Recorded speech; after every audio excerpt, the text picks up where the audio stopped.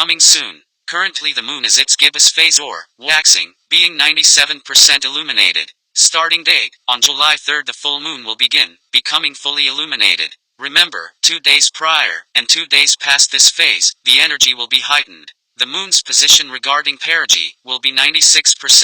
Perigee, meaning the close proximity to the Earth, labels the upcoming full moon as a supermoon.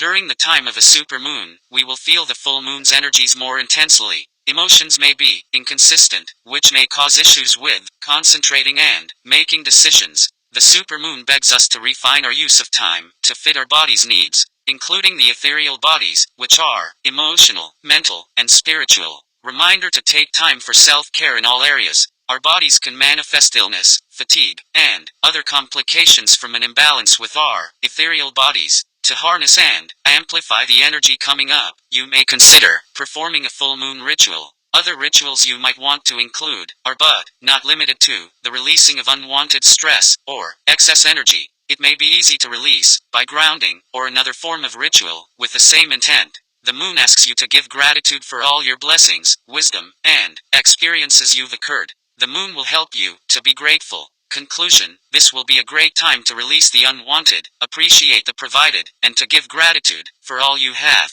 You may want to also include setting intentions for your manifestations. These action focuses, intentions seem to come full circle. Another reminder the moon provides when illuminated 100% and seen as a full, providing us a nudge to take the steps to recycle and rejuvenate. Be grateful, be resilient, be brave, be loved, and stay blessed. With love for you all, Reverend Arthur Russell Martin, III.